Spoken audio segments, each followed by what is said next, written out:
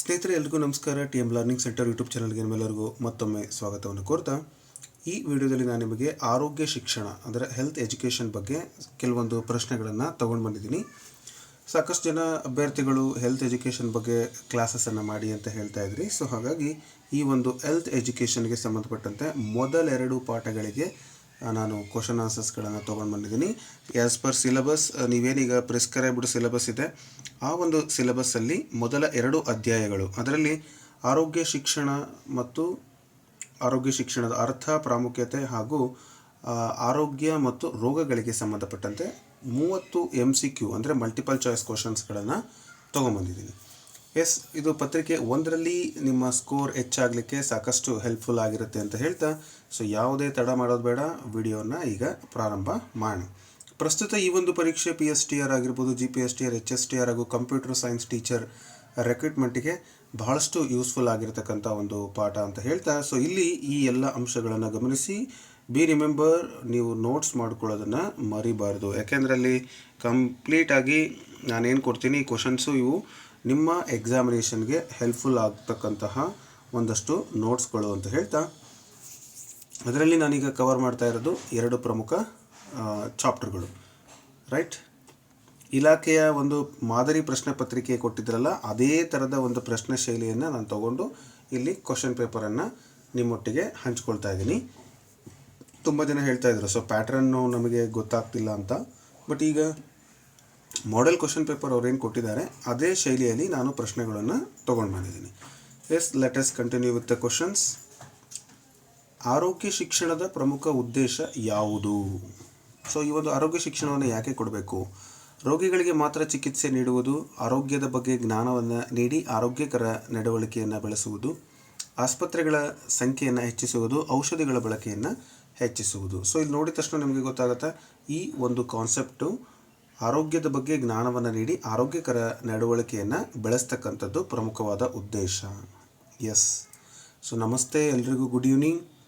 ನೀವು ಈ ಒಂದು ಪ್ರಶ್ನೆಗಳಿಗೆ ಮೊದಲೇ ಉತ್ತರ ಕೊಡಲಿಕ್ಕೆ ಪ್ರಯತ್ನ ಮಾಡಿ ಸ್ನೇಹಿತರೆ. ಯಾಕೆಂದರೆ ನೀವು ನಿಮ್ಮ ಥಿಂಕಿಂಗ್ ಕೆಪಾಸಿಟಿಯನ್ನು ಹೆಚ್ಚು ಮಾಡ್ಕೊಳ್ಬೋದು. ಸೊ 30 ಕ್ವಶನ್ಸ್ಗೆ ನೀವು ಎಷ್ಟು ಆನ್ಸರ್ಸನ್ನು ಕರೆಕ್ಟ್ ಕೊಟ್ಟಿದ್ದೀರಿ ಅದನ್ನು ನನಗೆ ಲಾಸ್ಟಲ್ಲಿ ಕಮೆಂಟ್ ಮೂಲಕ ತಿಳಿಸ್ಕೊಡ್ಬೋದು ಅಂತ ಹೇಳ್ತಾ, ಸೊ ಉತ್ತರ ಆರೋಗ್ಯದ ಬಗ್ಗೆ ಜ್ಞಾನವನ್ನು ನೀಡಿ ಆರೋಗ್ಯಕರ ನಡವಳಿಕೆಯನ್ನು ಬೆಳೆಸಬೇಕು.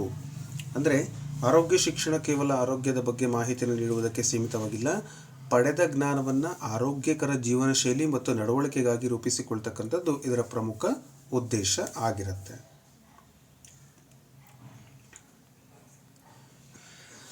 ಮುಂದಿನ ಪ್ರಶ್ನೆ, ಕೆಳಗಿನವುಗಳಲ್ಲಿ ವೈಯಕ್ತಿಕ ಆರೋಗ್ಯವನ್ನು ಕಾಪಾಡಿಕೊಳ್ಳಲು ಅತ್ಯಂತ ಪರಿಣಾಮಕಾರಿ ಅಭ್ಯಾಸ ಯಾವುದು? ಸೊ ಇಲ್ಲಿ ಪರ್ಸನಲ್ ಹೆಲ್ತ್ ಅಂತ ನಾವೇನು ಕರಿತೀವಿ, ಅದಕ್ಕೆ ಸಂಬಂಧಪಟ್ಟಂತೆ ಯಾವುದು ಅತ್ಯಂತ ಪರಿಣಾಮಕಾರಿಯಾದಂಥ ಒಂದು ಅಭ್ಯಾಸ? ಕೇವಲ ರೋಗ ಬಂದಾಗ ವೈದ್ಯರನ್ನು ಭೇಟಿ ಮಾಡಬೇಕು, ವೈಯಕ್ತಿಕ ಸ್ವಚ್ಛತೆಯನ್ನು ನಿಯಮಿತವಾಗಿ ಪಾಲಿಸುವುದು, ಅಗತ್ಯವಿಲ್ಲದಿದ್ದರೂ ಔಷಧಿಯನ್ನು ಸೇವಿಸುವುದು, ದೈಹಿಕ ಚಟುವಟಿಕೆಯನ್ನು ತಪ್ಪಿಸುವುದು. ಸೊ ನೋಡಿ, ಯಾವಾಗಲೂ ಕೂಡ ನಾವು ದೈಹಿಕ ಚಟುವಟಿಕೆಯನ್ನು ತಪ್ಪಿಸಬಾರ್ದು, ಅವಶ್ಯಕತೆ ಇಲ್ಲ ಅಂದರೆ ಔಷಧಿಯನ್ನು ತೆಗೆದುಕೊಳ್ಳಬಾರ್ದು. ಇನ್ನು ಕೇವಲ ರೋಗ ಬಂದಾಗ ವೈದ್ಯರನ್ನು ಭೇಟಿ ಮಾಡಬೇಕು ಅಂತಕ್ಕಂಥದ್ದು ತಪ್ಪು. ಬದಲಾಗಿ ವೈಯಕ್ತಿಕ ಸ್ವಚ್ಛತೆಯನ್ನು ನಿಯಮಿತವಾಗಿ ಪಾಲನೆ ಮಾಡ್ತಕ್ಕಂಥದ್ದು ವೈಯಕ್ತಿಕ ಆರೋಗ್ಯಕ್ಕೆ ಸಂಬಂಧಪಟ್ಟಂತೆ ಅತ್ಯಂತ ಪರಿಣಾಮಕಾರಿಯಾದಂಥ ಒಂದು ಅಭ್ಯಾಸ ಅಂತ ನಾವು ಹೇಳ್ಬೋದು. ಓಕೆ, ಸೊ ಹಾಗಾಗಿ ದೇಹದ ಸ್ವಚ್ಛತೆ ಆಗಿರ್ಬೋದು, ಕೈ ತೊಳೆಯುವಿಕೆ, ಬಾಯಿ ಮತ್ತು ಹಲ್ಲುಗಳ ಆರೈಕೆ ಮುಂತಾದ ವೈಯಕ್ತಿಕ ಆರೋಗ್ಯದ ಬಗ್ಗೆ ಪ್ರಮುಖವಾದಂತಹ ಒಂದು ಕಾಳಜಿಯನ್ನು ನಾವು ಮಾಡ್ಕೋಬೇಕಾಗುತ್ತೆ. ನೆಕ್ಸ್ಟ್, ಒಬ್ಬ ವಿದ್ಯಾರ್ಥಿ ಊಟಕ್ಕೂ ಮೊದಲು ಕೈ ತೊಳೆಯುವುದಿಲ್ಲ, ಸೋಂಕಿನ ಅಪಾಯವನ್ನು ಕಡಿಮೆ ಮಾಡಲು ಯಾವ ಕ್ರಮ ಹೆಚ್ಚು ಸೂಕ್ತವಾಗಿದೆ ಅಂತ ಕೇಳಿದ್ದಾರೆ. ಊಟಕ್ಕೂ ಮೊದಲು ಅವನು ಕೈ ತೊಳೆಯುವುದಿಲ್ಲಂತೆ. ಹೆಚ್ಚು ಸಿಹಿ ತಿನ್ನುವುದು, ಕೈಗಳನ್ನು ಸರಿಯಾಗಿ ತೊಳೆಯುವ ಅಭ್ಯಾಸವನ್ನು ಬೆಳೆಸುವುದು, ಹೆಚ್ಚು ಸಮಯ ಮಲಗುವುದು, ಕೇವಲ ವ್ಯಾಯಾಮ ಮಾಡುವುದು. ಸೊ ಈಸಿಯಾದ ಪ್ರಶ್ನೆ, ಕೈಯನ್ನು ತೊಳಿಬೇಕು ಅಂತೇಳಿ ಅದರ ಬಗ್ಗೆ ಅಭ್ಯಾಸವನ್ನು ಅವನಿಗೆ ಕೊಡಬೇಕು. ಯಾಕೆ ಅಂದರೆ ಈ ಸೋಂಕುಕಾರಕ ಜೀವಿಗಳು ಆಹಾರಕ್ಕೆ ಸೇರುವ ಸಾಧ್ಯತೆ ಇರುವುದರಿಂದ ಕೈ ತೊಳೆಯುವಿಕೆ ಪ್ರಮುಖ ತಡೆಗಟ್ಟುವ ಒಂದು ಕ್ರಮವಾಗಿದೆ. ಈಗ ಎಷ್ಟೋ ಸರಿ ಹಾಸ್ಟೆಲ್ಗಳಲ್ಲಿ ಅಥವಾ ಈ ಸ್ಕೂಲ್ಗಳಲ್ಲಿ ಬೆಲ್ ಹೊಡೆದ ತಕ್ಷಣ ಮಕ್ಕಳು ಒಂದು ಪ್ಲೇಟ್ ತೊಗೊಂಡು ಡೈರೆಕ್ಟಾಗಿ ಊಟಕ್ಕೆ ಹೋಗಿ ನಿಂತ್ಕೊಬಿಡ್ತಾರೆ, ಕ್ಯೂ ಹಚ್ಚಿ ಅಥವಾ ಕೂತ್ಕೊಬಿಡ್ತಾರೆ.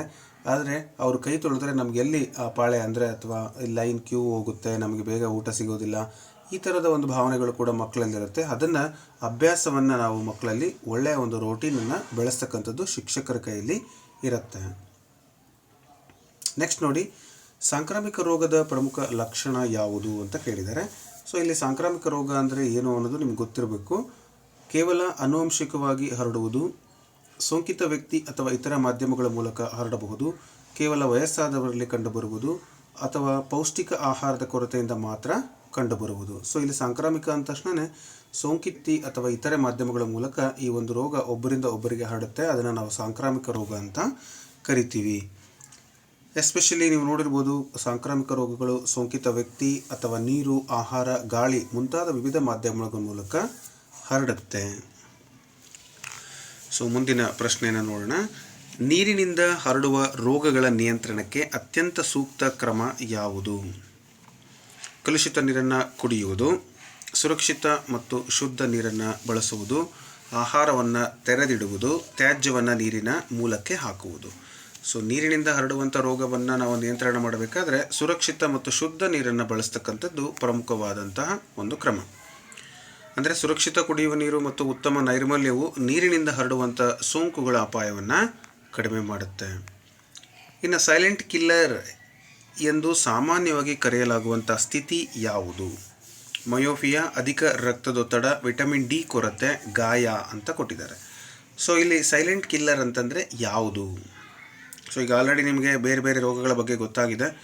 ಅದರಲ್ಲಿ ಪ್ರಮುಖವಾಗಿ ಈ ಒಂದು BP ಅಥವಾ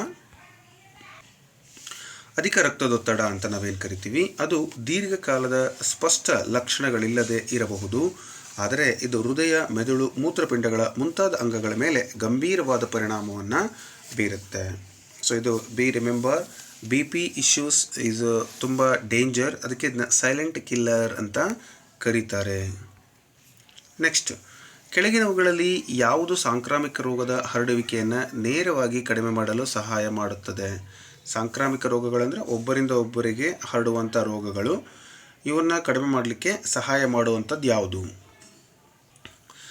ವೈಯಕ್ತಿಕ ಸ್ವಚ್ಛತೆಯನ್ನು ಪಾಲಿಸುವುದು, ಸೋಂಕಿತ ವ್ಯಕ್ತಿಯ ವಸ್ತುಗಳನ್ನು ಎಲ್ಲರೊಂದಿಗೆ ಹಂಚಿಕೊಳ್ಳುವುದು, ಕಲುಷಿತ ನೀರು ಕುಡಿಯುವುದು, ಆಹಾರವನ್ನು ತೆರೆದಿಡುವುದು. ಸೊ ಇದು ಪ್ರಮುಖವಾಗಿ ಏನು ಮಾಡಬೇಕಪ್ಪ ಅಂದರೆ ವೈಯಕ್ತಿಕ ಸ್ವಚ್ಛತೆಯನ್ನು ನಾವು ಪಾಲನೆ ಮಾಡಬೇಕು. ಸೊ ಅದರಿಂದ ಏನಾಗುತ್ತೆ, ಸೋಂಕು ಹರಡುವಿಕೆಯನ್ನು ನಾವು ತಡೆಗಟ್ಟಬಹುದು ಅಂತಕ್ಕಂಥದ್ದು. ನೆಕ್ಸ್ಟ್, ರೋಗದ ಲಕ್ಷಣ ಎಂದರೇನು? ಓಕೆ, ರೋಗವನ್ನು ಉಂಟು ಮಾಡುವ ಜೀವಿ, ರೋಗದಿಂದ ವ್ಯಕ್ತಿಯಲ್ಲಿ ಕಂಡುಬರುವ ಸೂಚನೆಗಳು, ರೋಗ ಹರಡುವ ಮಾಧ್ಯಮ, ರೋಗದ ಚಿಕಿತ್ಸೆ. ಸೊ ರೋಗದ ಲಕ್ಷಣ ಅಂತ ಹೇಳಿದ್ರೆ ರೋಗದಿಂದ ವ್ಯಕ್ತಿಯಲ್ಲಿ ಕಂಡುಬರುವಂಥ ಕೆಲವೊಂದು ಸೂಚನೆಗಳನ್ನು ರೋಗ ಲಕ್ಷಣ ಅಂತ ನಾವು ಕರಿತೀವಿ. ಫಾರ್ ಎಕ್ಸಾಂಪಲ್, ಕೆಮ್ಮು ಇರ್ಬೋದು, ಜ್ವರ, ನೋವು, ವಾಂತಿ ಮುಂತಾದವುಗಳು ರೋಗದ ಲಕ್ಷಣಗಳಾಗಿರಬಹುದು. ನೆಕ್ಸ್ಟ್, ಕೆಳಗಿನ ಜೋಡಿಗಳಲ್ಲಿ ಸರಿಯಾದ ಜೋಡಿ ಯಾವುದು ಅಂತ ಕೇಳಿದರೆ ಮಯೋಫಿಯಾ ಕಿವಿಯ ದೋಷ, ಹೈಡ್ರೋಥೆರಪಿ ನೀರು, ವಿಟಮಿನ್ ಡಿ ಸ್ಕರ್ವಿ, ಅಧಿಕ ರಕ್ತದೊತ್ತಡ ಸಾಂಕ್ರಾಮಿಕ ರೋಗ. ಸರಿಯಾದ ಜೋಡಿ ಯಾವುದು ಅಂತ ಕೇಳಿದ್ದಾರೆ. ಸೊ ನೋಡಿ, ಇಲ್ಲಿ ಸರಿಯಾದ ಜೋಡಿ ಅಂತ ನೋಡಿದ ತಕ್ಷಣ ನಮ್ಗೆ ಇಲ್ಲಿ ಗೊತ್ತಾಗ್ಬಿಡುತ್ತೆ. ಈ ಹೈಡ್ರೋಥೆರಪಿ ಅಂತಕ್ಕಂಥದ್ದು ನೀರು ಅಂತ ಕೊಟ್ಟಿದ್ದಾರೆ. ಇದು ಸರಿಯಾದಂಥ ಒಂದು ಆಯ್ಕೆ ಅಂತ ನಾವು ಹೇಳ್ಬೋದು. ಹೈಡ್ರೋಥೆರಪಿಯಲ್ಲಿ ನೀರನ್ನು ಚಿಕಿತ್ಸಾ ಅಥವಾ ಪುನರ್ವಸತಿ ಉದ್ದೇಶಕ್ಕಾಗಿ ಬಳಸಲಾಗುತ್ತೆ. ಓಕೆ, ಸೊ ಹಾಗಾಗಿ ಹೈಡ್ರೋಥೆರಪಿ ಅಂತಕ್ಕಂಥದ್ದು ಇಲ್ಲಿ ಸರಿಯಾದ ಉತ್ತರ. ಇನ್ನು ಉಳಿದಂತೆ ಈ ಬೇರೆ ಬೇರೆ ಆಯ್ಕೆಗಳು, ವಿಟಮಿನ್ ಡಿ ಕೊರತೆಯಿಂದ ರಿಕೆಟ್ಸ್ ರೋಗ ಬರುತ್ತೆ, ಸ್ಕರ್ವಿ ರೋಗ ಅಲ್ಲ. ವಿಟಮಿನ್ ಸಿ ಕೊರತೆಯಿಂದ ಸ್ಕರ್ವಿ ಬರೋದು. ಇನ್ನು ಅಧಿಕ ರಕ್ತದೊತ್ತಡವನ್ನು ಸಾಂಕ್ರಾಮಿಕ ರೋಗ ಅಂತ ನಾವು ಕರೆಯಲ್ಲ, ಬದಲಿಗೆ ಅದೊಂದು ಸೈಲೆಂಟ್ ಕಿಲ್ಲರ್ ಅಂತ ಕರಿತೀವಿ. ಹೃದಯ ಸಂಬಂಧಿ ಕಾಯಿಲೆಗಳು, ಮೂತ್ರಪಿಂಡದ ಹಾಳಾಗುವಿಕೆ ಇತ್ಯಾದಿಗೆ ಕಾರಣ ಆಗ್ತಕ್ಕಂಥ ಒಂದು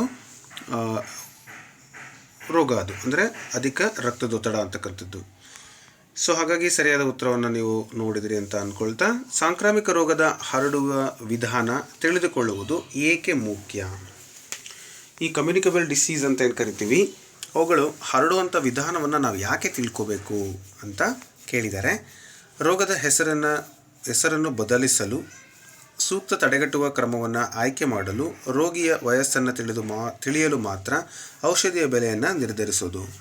ಸೊ ಇದಕ್ಕೆ ಹರಡುವ ವಿಧಾನವನ್ನು ತಿಳ್ಕೊಳ್ಳೋದು ಮುಖ್ಯವಾಗಿ ಸೂಕ್ತ ತಡೆಗಟ್ಟುವ ಕ್ರಮವನ್ನು ಆಯ್ಕೆ ಮಾಡಿಕೊಳ್ಳಿಕ್ಕೆ. ಅಂದರೆ ರೋಗ ನೀರಿಂದ ಹರಡ್ತಾ ಇದೆಯಾ, ಆಹಾರದಿಂದ ಹರಡ್ತಾ ಇದೆಯಾ, ಗಾಳಿಯಿಂದ ಅಥವಾ ಸಂಪರ್ಕದ ಮೂಲಕ ಹರಡ್ತಾ ಇದೆಯಾ ಎಂಬುದನ್ನು ತಿಳಿದರೆ ಅದಕ್ಕೆ ಸಂಬಂಧಪಟ್ಟಂತೆ ಸೂಕ್ತ ನಿಯಂತ್ರಣ ಕ್ರಮಗಳನ್ನು ತೆಗೆದುಕೊಂಡು ಆ ರೋಗದಿಂದ ನಾವು ಮುಕ್ತಿಯನ್ನು ಪಡಿಬಹುದು ಅನ್ನೋ ಒಂದು ಉದ್ದೇಶ. ಸೊ ಕೆಲವೊಂದು ಅಪ್ಲಿಕೇಶನ್ ಬೇಸ್ಡ್ ಕ್ವಶನ್ಸನ್ನು ನಾನಿಲ್ಲಿ ನಿಮಗೆ ತೊಗೊಂಡು ಬಂದಿದ್ದೀನಿ. ಅದರಲ್ಲಿ ಪ್ರಮುಖವಾಗಿ, ಒಂದು ಗ್ರಾಮದಲ್ಲಿ ಕುಡಿಯುವ ನೀರಿನ ಮೂಲ ಕಲುಷಿತವಾಗಿದೆ. ಜನರಲ್ಲಿ ಅತಿಸಾರದ ಪ್ರಕರಣಗಳು ಹೆಚ್ಚಾಗಿವೆ, ಅಂದರೆ ಬೇದಿ ಥರ. ಮೊದಲ ಆದ್ಯತೆಯ ಆರೋಗ್ಯದ ಕ್ರಮ ಯಾವುದು? ಆಗ ನೀವೇನು ಮಾಡ್ತೀರಾ ಅಂತ. ಸಿಹಿ ಆಹಾರವನ್ನು ವಿತರಿಸುವುದು, ಸುರಕ್ಷಿತ ಕುಡಿಯುವ ನೀರು ಮತ್ತು ನೈರ್ಮಲ್ಯದ ವ್ಯವಸ್ಥೆ ಕಲ್ಪಿಸುವುದು, ಎಲ್ಲರಿಗೂ ವ್ಯಾಯಾಮ ಮಾಡಿಸುವುದು, ಕೇವಲ ನೋವು ನಿವಾರಕ ಔಷಧಿಯನ್ನು ನೋಡಿ. ಸೊ ಇದಕ್ಕೆ ಸರಿಯಾದ ಉತ್ತರ ಏನು? ಸುರಕ್ಷಿತ ಕುಡಿಯುವ ನೀರು ಮತ್ತು ನೈರ್ಮಲ್ಯವನ್ನು ವ್ಯವಸ್ಥೆಯನ್ನು ಕಲ್ಪಿಸುವುದು. ಇಲ್ಲಿ ರೋಗ ಹರಡುವಂಥ ಸಾಧ್ಯತೆಯ ಪ್ರಮುಖ ಮಾರ್ಗ ಕಲುಷಿತ ನೀರು. ಆದ್ದರಿಂದ ನೀರಿನ ಸುರಕ್ಷತೆ ಮತ್ತು ನೈರ್ಮಲ್ಯಕ್ಕೆ ಆದ್ಯತೆಯನ್ನು ಕೊಡಬೇಕಾಗುತ್ತೆ. ನೆಕ್ಸ್ಟ್, ಶಾಲೆಯಲ್ಲಿ ಒಬ್ಬ ವಿದ್ಯಾರ್ಥಿಗೆ ಸಾಂಕ್ರಾಮಿಕ ರೋಗದ ಲಕ್ಷಣಗಳು ಕಂಡುಬಂದಿವೆ. ಶಿಕ್ಷಕರ ಆರೋಗ್ಯ ಶಿಕ್ಷಣದ ದೃಷ್ಟಿಯಿಂದ ಸೂಕ್ತ ಕ್ರಮ ಯಾವುದು? ಸೊ ಏನು ಮಾಡ್ಬೋದು? ವಿದ್ಯಾರ್ಥಿಯನ್ನು ಹಾಸ್ಯ ಮಾಡಬೇಕು ಅಥವಾ ಲಕ್ಷಣಗಳನ್ನು ನಿರ್ಲಕ್ಷ್ಯ ಮಾಡಬೇಕು? ಸೂಕ್ತ ಆರೋಗ್ಯ ಸೇವೆ ಪಡೆಯಲು ಮಾರ್ಗದರ್ಶನ ನೀಡಿ ಸೋಂಕು ಹರಡುವಿಕೆಯನ್ನು ತಡೆಯುವುದು, ಇತರ ವಿದ್ಯಾರ್ಥಿಗಳೊಂದಿಗೆ ಹೆಚ್ಚು ಸಂಪರ್ಕದಲ್ಲಿ ಇಡುವುದು ಅಂತ ಕೊಟ್ಟಿದ್ದಾರೆ. ಸೊ ಇಲ್ಲಿ ನೋಡ್ಬೋದು, ಇಲ್ಲಿ ಇರ್ತಕ್ಕಂಥ ಎಲ್ಲ ನೆಗೆಟಿವ್ ಅಂಶಗಳನ್ನು ತೆಗೆದು ನೀವು ಸೂಕ್ತ ಆರೋಗ್ಯ ಸೇವೆ ಪಡೆಯಲಿಕ್ಕೆ ಮಾರ್ಗದರ್ಶನ ಕೊಟ್ಟು ಸೋಂಕು ಹರಡುವಿಕೆಯನ್ನು ತಡೆಗಟ್ಟಬೇಕು ಅಂತಕ್ಕಂಥದ್ದು ಸರಿಯಾದ ಉತ್ತರ ಆಗುತ್ತೆ. ಅಂದರೆ ಆರೋಗ್ಯ ಶಿಕ್ಷಣವು ರೋಗದ ಅರಿವಿನ ಜೊತೆಗೆ ಸೂಕ್ತ ಆರೋಗ್ಯ ಕ್ರಮ ಮತ್ತು ಸೋಂಕು ನಿಯಂತ್ರಣದ ಅರಿವನ್ನು ಕೂಡ ಒಳಗೊಂಡಿದೆ. ಇದನ್ನು ನಾವು ಅರ್ಥ ಮಾಡ್ಕೋಬೇಕು. ನೆಕ್ಸ್ಟ್, ಕೆಳಗಿನವುಗಳಲ್ಲಿ ತಡೆಗಟ್ಟುವ ಆರೋಗ್ಯದ ಉತ್ತಮ ಉದಾಹರಣೆ ಯಾವುದು?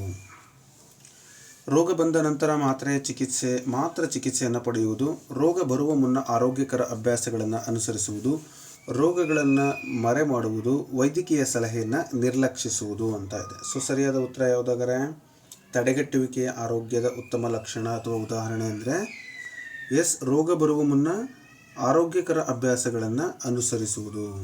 V have to follow some healthy good habits. Okay. Next, ಕೆಳಗಿನ ಹೇಳಿಕೆಗಳಲ್ಲಿ ತಪ್ಪಾದದ್ದು ಯಾವುದು? So which is wrong here ಅಂತ ಕೇಳಿದ್ದಾರೆ. ವೈಯಕ್ತಿಕ ಸ್ವಚ್ಛತೆ ಆರೋಗ್ಯದೊಂದಿಗೆ ಸಂಬಂಧಿಸಿದೆ. ಸಾಂಕ್ರಾಮಿಕ ರೋಗಗಳು ಹರಡಬಹುದು. ಸಾಂಕ್ರಾಮಿಕ ರೋಗಗಳ ನಿಯಂತ್ರಣಕ್ಕೆ ತಡೆಗಟ್ಟುವ ಕ್ರಮಗಳು ಅಗತ್ಯ. ಸಾಂಕ್ರಾಮಿಕ ರೋಗಗಳಿಗೆ ಹರಡುವ ವಿಧಾನಗಳಿಲ್ಲ ಅಂತ ಕೊಟ್ಟಿದ್ದಾರೆ. ಸೊ ಇವೆಲ್ಲವೂ ಕೂಡ ಕರೆಕ್ಟು, ಬಟ್ ಇಲ್ಲಿ 4ನೇದು ಏನಿದೆಯಲ್ಲ ಅದು ರಾಂಗ್. ಹಾಗಾಗಿ ಉತ್ತರ 4ನೇದನ್ನು ಆಯ್ಕೆ ಮಾಡ್ಕೋಬೇಕು. ಅಂದರೆ ಸಾಂಕ್ರಾಮಿಕ ರೋಗಗಳಿಗೆ ಹರಡುವಂಥ ವಿಧಾನವಿಲ್ಲ ಅಂತ ಕೊಟ್ಟಿದ್ದಾರೆ. ಎಸ್, ಹರಡುವಂಥ ವಿಧಾನಗಳು ಇದ್ದಾವೆ, ಸಾಕಷ್ಟು ವಿಧಾನಗಳು ಇದ್ದಾವೆ ಅಂತಕ್ಕಂಥದ್ದು ನಮಗೆ ಗೊತ್ತಿರಲಿ. ನೆಕ್ಸ್ಟು ಮುಂದಿನ ಪ್ರಶ್ನೆ ನೋಡಿ. ವಿಟಮಿನ್ ಡಿ ಕೊರತೆಯಿಂದ ಮಕ್ಕಳಲ್ಲಿ ಸಾಮಾನ್ಯವಾಗಿ ಬರುವಂಥ ರೋಗ ಯಾವುದು? ಸೊ ನಾನಾಗಲೇ ನಿಮಗೆ ಒಂದು ಹೇಳಿದ್ದೆ, ಇದಕ್ಕೆ ಸರಿಯಾದ ಉತ್ತರ ವಿಟಮಿನ್ ಡಿ ಕೊರತೆಯಿಂದ ಸ್ಕರ್ವಿ ರೋಗ ರಿಕೆಟ್ಸ್ ಬರುತ್ತೆ. ರಾತ್ರಿ ಕುರುಡುತನ ಬರ್ತಕ್ಕಂಥದ್ದು ವಿಟಮಿನ್ ಎನ ಕೊರತೆಯಿಂದ, ಬೆರಿ ವಿಟಮಿನ್ ಬಿನ ಕೊರತೆಯಿಂದ, ಸ್ಕರ್ವಿ ವಿಟಮಿನ್ ಸಿನ ಕೊರತೆಯಿಂದ ಬರುವಂಥ ಒಂದು ಸಾಮಾನ್ಯ ರೋಗ. ಓಕೆ. ಸೊ ನೋಟ್ ಮಾಡ್ಕೊಳ್ಳಿ. ವಿಟಮಿನ್ ಡಿ ಮೂಳೆಗಳ ಸಾಮಾನ್ಯ ಬೆಳವಣಿಗೆ ಮತ್ತು ಖನಿಜೀಕರಣಕ್ಕೆ ಅಗತ್ಯತೆ ಇದೆ. ಹಾಗಾಗಿ ಮಕ್ಕಳಲ್ಲಿ ಇದರ ಕೊರತೆಯಿಂದ ರಿಕೆಟ್ಸ್ ಅಂತಕ್ಕಂಥ ರೋಗ ಉಂಟಾಗುತ್ತೆ. ನೆಕ್ಸ್ಟ್, ಇವುಗಳಲ್ಲಿ ಯಾವುದು ಸಾಂಕ್ರಾಮಿಕ ರೋಗದ ಕಾರಣಕ್ಕೆ ಉದಾಹರಣೆ ಆಗಬಹುದು? ಸೋಂಕುಕಾರಕ ಜೀವಿ, ಆರೋಗ್ಯಕರ ಆಹಾರ, ವ್ಯಾಯಾಮ, ಸ್ವಚ್ಛ ನೀರು ಅಂತ ಕೊಟ್ಟಿದ್ದಾರೆ. ಸೊ ಸರಿಯಾದ ಉತ್ತರ ಏನು? ಸೋಂಕುಕಾರಕ ಜೀವಿ ಅಂತ ನಾವು ಹೇಳ್ಬೋದು. ಸೊ ವೈರಸ್, ಬ್ಯಾಕ್ಟೀರಿಯಾ, ಶಿಲೀಂಧ್ರ ಮತ್ತು ಪರೋಪಜೀವಿಗಳಂತಹ ಸೋಂಕುಕಾರಕ ಜೀವಿಗಳು ಅನೇಕ ಸಾಂಕ್ರಾಮಿಕ ರೋಗಗಳಿಗೆ ಕಾರಣ ಆಗ್ತವೆ. ಇನ್ಸೈಸ್ಡ್ ವೂಂಡ್ ಎಂದರೆ ಚುಪಾದ ವಸ್ತುವಿನಿಂದ ಉಂಟಾದ ಸ್ವಚ್ಛವಾದ ಕತ್ತರಿಯ ಗಾಯ, ಮೂಗಿಗೆ ಆದ ಗಾಯ, ಚುಚ್ಚಿದ ಗಾಯ, ಸುಟ್ಟ ಗಾಯ ಅಂತ ಕೊಟ್ಟಿದ್ದಾರೆ. ಏನಾಗಂದರೆ ಸೊ ಸರಿಯಾದ ಉತ್ತರ ಚುಪಾದ ವಸ್ತುವಿನಿಂದ ಉಂಟಾದ ಸ್ವಚ್ಛವಾದ ಕತ್ತರಿಸಿದ ಗಾಯ ಅಂತ ನಾವು ಕರಿತೀವಿ. ಅದನ್ನು ಇನ್ಸೈಸ್ಡ್ ವೂಂಡ್ ಅಂತ ಕರಿತೀವಿ. ಸಾಮಾನ್ಯವಾಗಿ ಚೂಪಾದ ಅಂಚಿನ ವಸ್ತುಗಳಿಂದ ಉಂಟಾದ ಕತ್ತರಿಸಿದ ಗಾಯ ಆಗುತ್ತೆ. ಸೊ ಇದರಿಂದ ಕಬ್ಬಿಣದಂಥ ವಸ್ತುಗಳಿಂದ ಇತ್ತು ಅಂದರೆ ಅದಕ್ಕೆ ನಾವು ಟಿ ಇಂಜೆಕ್ಷನ್ ಕಂಪಲ್ಸರಿ ಮಾಡಿಸ್ಕೊಂಡು ಬರಬೇಕಾಗುತ್ತೆ, ಇಲ್ಲಾಂದರೆ ಅದು ಸೋಂಕಿಗೆ ಒಳಗಾಗುವ ಸಾಧ್ಯತೆ ಇರುತ್ತೆ. ನೆಕ್ಸ್ಟ್, ತೆರೆದ ಗಾಯವನ್ನು ಸೋಂಕಿನಿಂದ ರಕ್ಷಿಸಲು ಕೆಳಗಿನ ಯಾವುದು ಹೆಚ್ಚು ಸೂಕ್ತ? ಕಲುಷಿತ ಬಟ್ಟೆಯಿಂದ ಮುಚ್ಚುವುದು, ಸ್ವಚ್ಛ ಅಥವಾ ಜೀವಾಣುರಹಿತ ಡ್ರೆಸ್ಸಿಂಗನ್ನು ಬಳಸುವುದು, ಗಾಯವನ್ನು ಮಣ್ಣಿನಿಂದ ಮುಚ್ಚುವುದು, ಗಾಯವನ್ನು ನಿರ್ಲಕ್ಷಿಸುವುದು. ಸೊ ಸರಿಯಾದ ಉತ್ತರ ಏನಪ್ಪ ಅಂದರೆ, ಸೋಂಕು ಆಗಬಾರ್ದು ಅಂದರೆ ಸ್ವಚ್ಛ ಜೀವಾಣುರಹಿತ ಡ್ರೆಸ್ಸಿಂಗನ್ನು ಬಳಸುವುದು. ಸೊ ಅದಕ್ಕೆ ಡ್ರೆಸ್ಸಿಂಗನ್ನು ಮಾಡಿಸ್ಬೇಕಾಗುತ್ತೆ. ಅದರಿಂದ ಸ್ಟೆರಿಲ್ ಡ್ರೆಸ್ಸಿಂಗ್ ಅಂತ ಕರಿತೀವಿ. ಗಾಯವನ್ನು ಹೊರಗಿನಿಂದ ಕಂಟ್ಯಾಮಿನೇಷನ್ನಿಂದ ರಕ್ಷಣೆ ಮಾಡಲಿಕ್ಕೆ ಸಹಾಯವನ್ನು ಮಾಡುತ್ತೆ, ಮತ್ತು ಅದ್ರ ಮೇಲೆ ರೋಗಗಳು ಕೂತ್ಕೊಂಡು ಎಲ್ಲ ಸಮಸ್ಯೆ ಆಗಬಾರ್ದು ಅಂತ. ಸೊ ನಾವು ಈಗಾಗಲೇ ಒಂದು ಕ್ವಶನಲ್ಲಿ ನೋಡಿದ್ವಿ ಮಯೋಫಿಯಾ ಬಗ್ಗೆ. ಮಯೋಫಿಯಾ ಅಂತಕ್ಕಂಥದ್ದು ಯಾವ ಅಂಗದ ದೋಷ? ಕಣ್ಣು, ಕಿವಿ, ಶ್ವಾಸಕೋಶ, ಮೂತ್ರಪಿಂಡ ಅಂತ ಕೊಟ್ಟಿದ್ದಾರೆ. ಸರಿಯಾದ ಉತ್ತರ ಏನು? ಕಣ್ಣು. ಮಯೋಫಿಯಾ ಅಂತಕ್ಕಂಥದ್ದು ಕಣ್ಣಿನ ಒಂದು ಅಂಗದ ದೋಷ ಅಂತ ನಾವು ಹೇಳ್ಬೋದು. ಓಕೆ. ನೆಕ್ಸ್ಟ್, ಕೆಳಗಿನವುಗಳಲ್ಲಿ ಸಾಂಕ್ರಾಮಿಕ ರೋಗದ ನಿಯಂತ್ರಣಕ್ಕೆ ಅತ್ಯಂತ ಕಡಿಮೆ ಸಂಬಂಧ ಹೊಂದಿರುವುದು ಯಾವುದು? ರೋಗದ ನಿಯಂತ್ರಣ, ಸ್ವಚ್ಛ ನೀರು, ವೈಯಕ್ತಿಕ ಸ್ವಚ್ಛತೆ, ಸರಿಯಾದ ನೈರ್ಮಲ್ಯ, ಸೋಂಕಿನ ಹರಡುವಿಕೆಯನ್ನು ನಿರ್ಲಕ್ಷಿಸುವುದು. ಸೊ ಇದು ತಪ್ಪು. ಹಾಗಾಗಿ ಆಯ್ಕೆ 4 ಇದಕ್ಕೆ ಸರಿಯಾದ ಉತ್ತರ ಆಗುತ್ತೆ. ಸೋಂಕನ್ನು ನಿರ್ಲಕ್ಷಿಸುವುದರಿಂದ ಹರಡುವಿಕೆ ಅಪಾಯ ಹೆಚ್ಚಬಹುದು, ಆದ್ದರಿಂದ ಅದರ ಮುನ್ನೆಚ್ಚರಿಕೆ ಅಗತ್ಯ. ನೆಕ್ಸ್ಟು ಕೆಲವೊಂದು ಸ್ಟೇಟ್ಮೆಂಟ್ ಬೇಸ್ಡ್ ಕ್ವಶನ್ಸ್ಗಳನ್ನು ಇಲ್ಲಿ ತೊಗೊಂಡು ಬಂದಿದ್ದೀನಿ. ಆ ಸ್ಟೇಟ್ಮೆಂಟ್ಗಳು ಯಾವುವು ಅಂತ ನೋಡಿ. ಕೆಳಗಿನ ಹೇಳಿಕೆಗಳನ್ನು ಗಮನಿಸಿ. ವೈಯಕ್ತಿಕ ಸ್ವಚ್ಛತೆಗೆ ಸೋಂಕಿನ ಅಪಾಯವನ್ನು ಕಡಿಮೆ ಮಾಡಬಹುದು. ಕರೆಕ್ಟ್ ಅಲ್ವಾ? ಸಾಂಕ್ರಾಮಿಕ ರೋಗಗಳು ಯಾವುದೇ ಮಾಧ್ಯಮದ ಮೂಲಕ ಹರಡುವುದಿಲ್ಲ. ಸೊ ಇದು ತಪ್ಪು. 1ನೇದು ಸರಿ, 2ನೇದು ತಪ್ಪು. ಎ ಮಾತ್ರ ಸರಿಯಾಗಿದೆ, ಬಿ ಮಾತ್ರ ಸರಿಯಾಗಿದೆ, 2 ಸರಿಯಾಗಿದೆ, 2 ತಪ್ಪಾಗಿದೆ. ಸೊ ಸರಿಯಾದ ಉತ್ತರ ಎ ಮಾತ್ರ ಸರಿಯಾಗಿದೆ. ಯಾಕೆಂದರೆ ಸಾಂಕ್ರಾಮಿಕ ರೋಗಗಳು ಹರಡುವುದಿಲ್ಲ ಅಂತ ಕೊಟ್ಟಿದ್ದಾರೆ, ತಪ್ಪದು, ಹರಡುತ್ತವೆ. ಸೊ ಎ ಮಾತ್ರ ಸರಿಯಾಗಿದೆ. ನೆಕ್ಸ್ಟ್ ನೋಡಿ, ಈ ಕೆಳಗಿನ ಜೋಡಿಗಳಲ್ಲಿ ತಪ್ಪಾದ ಜೋಡಿ ಯಾವುದು? ವಿಟಮಿನ್ ಡಿ ಕೊರತೆಯಿಂದ ರಿಕೆಟ್ಸ್ ಬರುತ್ತೆ, ಮಯೋಫಿಯಾ ಕಣ್ಣಿನ ತೊಂದರೆ, ಹೈಡ್ರೋಥೆರಪಿ ಅಂತಕ್ಕಂಥದ್ದು ವಾಟರ್ಗೆ ಸಂಬಂಧಪಡುತ್ತೆ, hypertension infectious disease. So ಸರಿಯಾದ ಉತ್ತರ ಯಾವುದಪ್ಪ ಅಂದರೆ ಲಾಸ್ಟ್ ಒನ್ ಅಥವಾ 4ನೇದು ಹೈಪರ್ ಟೆನ್ಷನ್ ಇನ್ಫೆಕ್ಷಿಯಸ್ ಡಿಸೀಸ್ ಅಂತ ನಾವು ಕರಿತೀವಿ. ಸೊ ಅಧಿಕ ರಕ್ತದೊತ್ತಡ ಸಾಂಕ್ರಾಮಿಕ ರೋಗ ಅಲ್ಲ, ಇದು ಸೋಂಕಿನಿಂದ ಒಬ್ಬರಿಂದ ಒಬ್ಬರಿಗೆ ಹರಡುವಂಥ ರೋಗ ಕೂಡ ಅಲ್ಲ. ಇನ್ನು ಒಬ್ಬ ವ್ಯಕ್ತಿ ಅಧಿಕ ರಕ್ತದೊತ್ತಡವಿದೆ, ಆದರೆ ಯಾವುದೇ ಸ್ಪಷ್ಟ ಲಕ್ಷಣಗಳಿಲ್ಲ. ಈ ಪರಿಸ್ಥಿತಿ ಯಾವ ಪರಿಕಲ್ಪನೆಯನ್ನು ಸೂಚಿಸುತ್ತದೆ? ಸೊ ಇದನ್ನು ಕೂಡ ನಾವು ಆಲ್ರೆಡಿ ಡಿಸ್ಕಷನ್ ಮಾಡಿದ್ವಿ. ಅದನ್ನು ನಾವು ಸೈಲೆಂಟ್ ಕಿಲ್ಲರ್ ಅಂತ ಕರಿತೀವಿ. ಓಕೆ, ಅಂದರೆ ಇದು ದೀರ್ಘಕಾಲದವರೆಗೆ ಸ್ಪಷ್ಟ ಲಕ್ಷಣಗಳಿಲ್ಲದೆ ಇರಬಹುದು, ಆದ್ದರಿಂದ ಇದನ್ನು ಸೈಲೆಂಟ್ ಕಿಲ್ಲರ್ ಅಂತ ಕರೀತಾರೆ. ಇದರಿಂದ ಮನುಷ್ಯನ ಹೃದಯಕ್ಕೆ ಸಂಬಂಧಪಟ್ಟಂಥ ಕಾಯಿಲೆಗಳು, ಮೂತ್ರಪಿಂಡದ ಸಮಸ್ಯೆಗಳು ಇತ್ಯಾದಿಗಳು ಬರುವಂಥ ಸಾಧ್ಯತೆ ಇರುತ್ತೆ. ಕೊಲೆಸ್ಟ್ರಾಲ್ ಹೃದಯಾಘಾತದ ಪ್ರಮುಖ ಅಪಾಯಕಾರಕ ಅಂಶವಾಗಿದ್ದರೆ ಸ್ಟ್ರೋಕಿಗೆ ಪ್ರಮುಖ ತಡೆಗಟ್ಟಬಹುದಾದ ಅಪಾಯಕಾರಕ ಅಂಶಗಳಲ್ಲಿ ಯಾವುದು ಪ್ರಮುಖ? ಸೊ ಸ್ಟ್ರೋಕ್ ಆಗಬಾರ್ದು ಅಂತ ಹೇಳಿದರೆ ನಾವು ಏನನ್ನು ತಡೆಗಟ್ಟಬೇಕು? Hyper tension. ಸೊ ಬಿ ಪಿಯನ್ನು ನಾವು ತಡೆಗಟ್ಟಬೇಕಾಗುತ್ತೆ. ಓಕೆ, ನಿಯಂತ್ರಣದಲ್ಲಿಲ್ಲದ ಅಧಿಕ ರಕ್ತದೊತ್ತಡವು ರಕ್ತನಾಳಗಳಿಗೆ ಹಾನಿ ಮಾಡಿ ಸ್ಟ್ರೋಕ್ ಅಪಾಯವನ್ನು ಹೆಚ್ಚಿಸುತ್ತದೆ. ನೆಕ್ಸ್ಟ್, ಆರೋಗ್ಯ ಶಿಕ್ಷಣದ ಸಂದರ್ಭದಲ್ಲಿ ಜ್ಞಾನ ನಡವಳಿಕೆ ಪರಿವರ್ತನೆಯನ್ನು ಯಾವುದು ತೋರಿಸುತ್ತದೆ? ಸೊ ಜ್ಞಾನ ನಡವಳಿಕೆ ಪರಿವರ್ತನೆಯನ್ನು ತೋರಿಸ್ತಕ್ಕಂಥದ್ದು ಕೈ ತೊಳೆಯುವ ಮಹತ್ವವನ್ನು ತಿಳಿದುಕೊಂಡು ಪ್ರತಿದಿನ ಪಾಲಿಸುವುದು, ಕೈ ತೊಳೆಯುವಿಕೆಯ ವ್ಯಾಖ್ಯಾನವನ್ನು ಕಂಠಪಾಠ ಮಾಡುವುದು, ರೋಗಿಗಳ ಹೆಸರುಗಳನ್ನು ಮಾತ್ರ ನೆನಪಿಡುವುದು, ಆರೋಗ್ಯದ ಪುಸ್ತಕವನ್ನು ಮಾತ್ರ ಓದುವುದು. ಸೊ ಇಲ್ಲಿ ಓದೋದು ನೆನಪಿಡೋದು ಏನು ಪ್ರಾಬ್ಲಮ್ ಇಲ್ಲ. ಸೊ ಬದಲಿಗೆ ಕಂಠಪಾಠ ಕೊಡಬೇಡ, ಕೈ ತೊಳೆಯುವ ಮಹತ್ವವನ್ನು ತಿಳಿದುಕೊಂಡು ಪ್ರತಿದಿನ ಅದನ್ನು ನಾವು ಫಾಲೋ ಅಪ್ ಮಾಡಬೇಕು. ಅದು ಭಾಳ ಇಂಪಾರ್ಟೆಂಟ್. ನೆಕ್ಸ್ಟ್ ನೋಡಿ, ಸಾಂಕ್ರಾಮಿಕ ರೋಗದ ಹರಡುವಿಕೆಯನ್ನು ಅರ್ಥ ಮಾಡಿಕೊಳ್ಳಲು ಕೆಳಗಿನ ಯಾವ ಕ್ರಮ ಹೆಚ್ಚು ತಾರ್ಕಿಕ? ಕಾರಣ, ಹರಡುವ ವಿಧಾನ, ತಡೆಗಟ್ಟುವಿಕೆ ಕಾರಣವನ್ನು ನಿರ್ಲಕ್ಷಿಸುವುದು, ಚಿಕಿತ್ಸೆ ಹರಡುವಿಕೆ ಕಾರಣವಿಲ್ಲ, ಲಕ್ಷಣ ನಿರ್ಲಕ್ಷಿಸುವುದು. ಸೊ ಸರಿಯಾದ ಉತ್ತರ ಯಾವುದಪ್ಪ ಅಂತಂದರೆ ಫಸ್ಟ್ ಒನ್, ಕಾರಣ, ಹರಡುವ ವಿಧಾನ, ತಡೆಗಟ್ಟುವಿಕೆ. ನೆಕ್ಸ್ಟ್, ಕೆಳಗಿನವುಗಳಲ್ಲಿ ಯಾವುದು ವೈಯಕ್ತಿಕ ಆರೋಗ್ಯದ ಉತ್ತಮ ಸೂಚಕವಲ್ಲ? ದೇಹದ ಸ್ವಚ್ಛತೆ, ವೈಯಕ್ತಿಕ ನೈರ್ಮಲ್ಯ, ಆರೋಗ್ಯಕರ ಅಭ್ಯಾಸಗಳು, ವೈಯಕ್ತಿಕ ಸ್ವಚ್ಛತೆಯನ್ನು ನಿರ್ಲಕ್ಷಿಸುವುದು, ಎಸ್, ಸರಿಯಾದ ಉತ್ತರ ಆಪ್ಷನ್ 4 ವೈಯಕ್ತಿಕ ಸ್ವಚ್ಛತೆಯನ್ನು ನಿರ್ಲಕ್ಷಿಸುವುದು. ನೆಕ್ಸ್ಟು, ಆರೋಗ್ಯ ಶಿಕ್ಷಣದ ಸಂದರ್ಭದಲ್ಲಿ ಸ್ವಚ್ಛತೆಯ ಅತ್ಯಂತ ಸೂಕ್ತ ಅರ್ಥ ಯಾವುದು?